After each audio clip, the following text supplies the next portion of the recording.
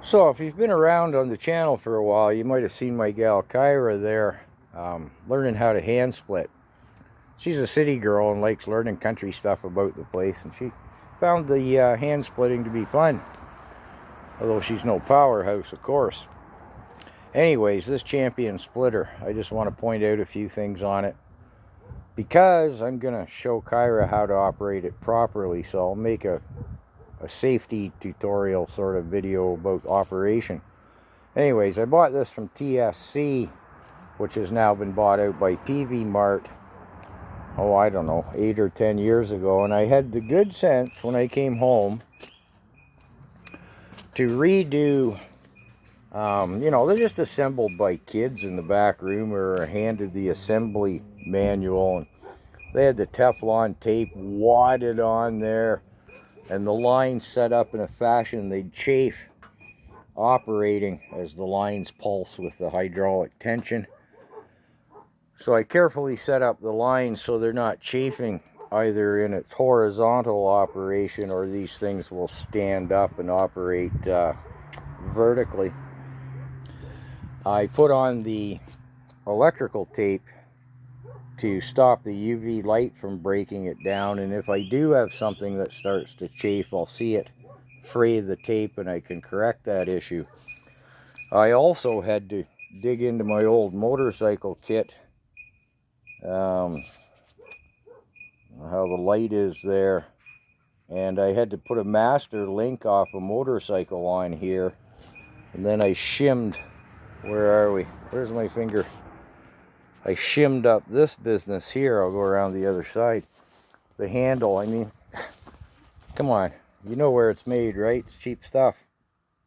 Yeah, I can see better on this side. I modified this because the handle was so sloppy. It was just dreadful. What I did not have the good sense to do, and should have, as a career motorcycle mechanic, I missed this one, silly me. They never packed the wheel bearings when they assembled it. They just set it up with the assembly grease. I lent it to my buddy. It was about 30 miles to his place. I was with him. We were bringing it back. We were rolling up to a stop sign, and squeal. Yep, the bearings had seized. Now, they do roll now, albeit they flop about. And it certainly can't go on the road. But I can't get them off. I've had these things in the shop wailing away. They've welded themselves on. I'm going to have to cut them off, weld something on. I'll probably go to a bigger tire. I find the stance on this thing a bit low anyways. When I used to buy log piles, and I kind of set it up on a stand so I wasn't hunching down a little bit to get here. The last thing I want to point out on this is, see how when the ram comes back, it piles up in here.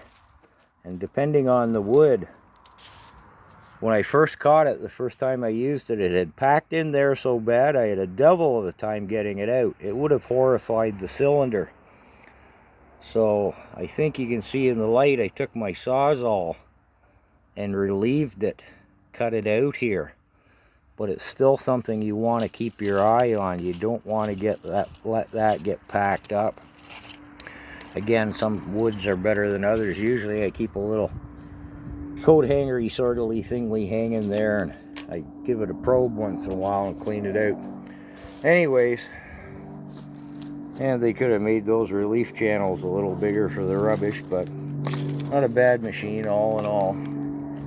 In the next video, I'll be showing Kyra how to safely operate it. So just a few tips and tricks. And for the mechanics out there, you would not believe this Champion motor. When you go to adjust the valve lash in under here, the rockers, I've never seen anything like it. They are folded sheet metal. No kidding. I've never seen anything like it. Talk about cheaply built. Wow. But the thing's been in service. Bob's had it for a couple of years. Lost the cover here. Need a new filter. Of course, the guts on the muffler are burnt out. And for some reason, it only runs wide open. I haven't had a look at that yet. Anyways, that's a Champion Log Splitter video.